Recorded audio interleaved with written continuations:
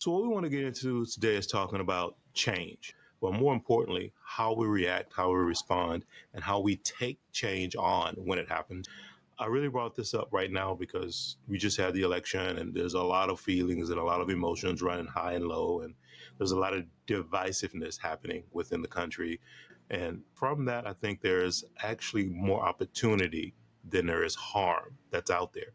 But it's all about how you see that change, how you respond to that change, and then what you do with those opportunities. Should you have your blinders off, your mind free and clear, and get focused on the potential that's out there.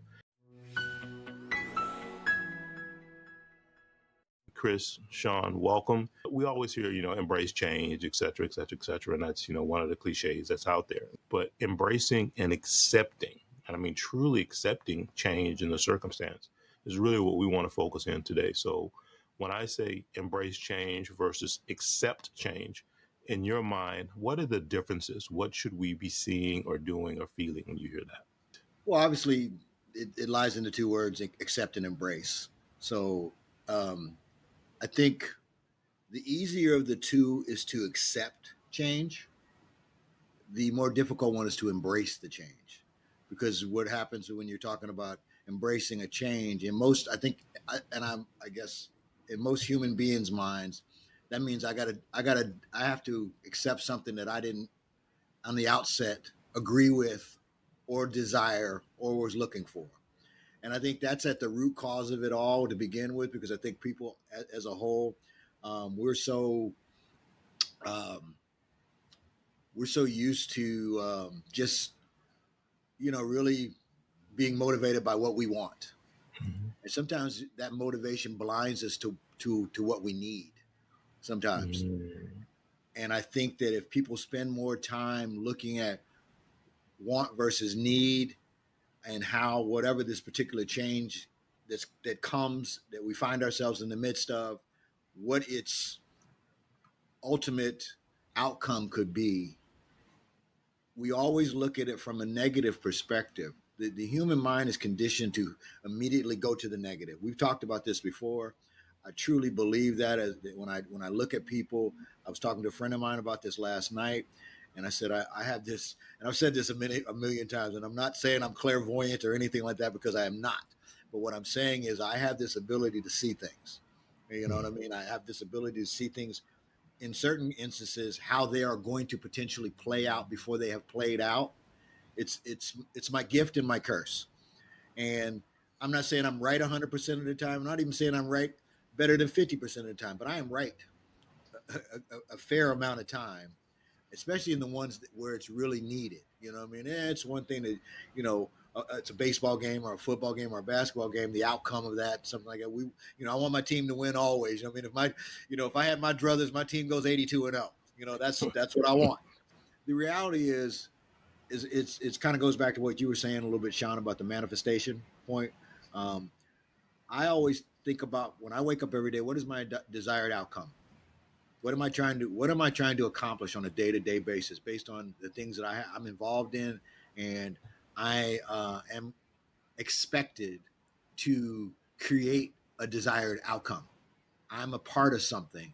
We talked about it a long time ago, where I said, and I made a decision to come back to work, kind of come into corporate America, because I've been working on my own for the last, 10, 20 years, better than 10 years, let's call it that.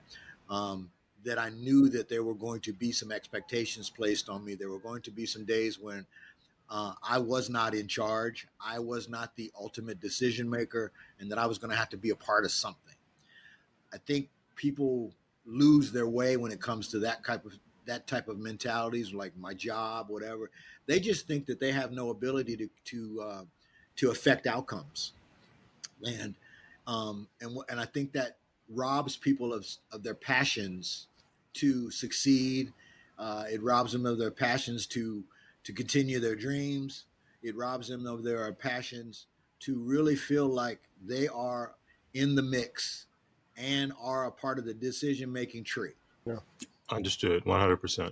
So, Sean, I'm going to bring that question to you. Embracing and, as I said, accepting, I think, are two different things. What's your perspective on that? Well, I would totally agree. I agree. They're often used synonymously, but I think they're definitely going in two different directions.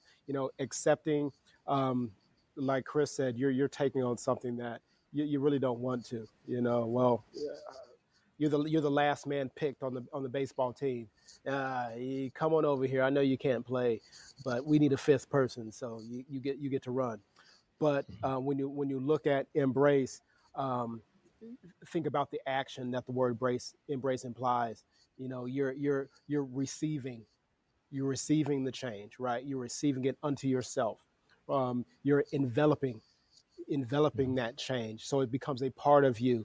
And deep down within there is the key, which is find the love in the change so that it becomes a part of you. Because if not, then it's going to be you're still in the acceptance phase, and it's going to be abrasive.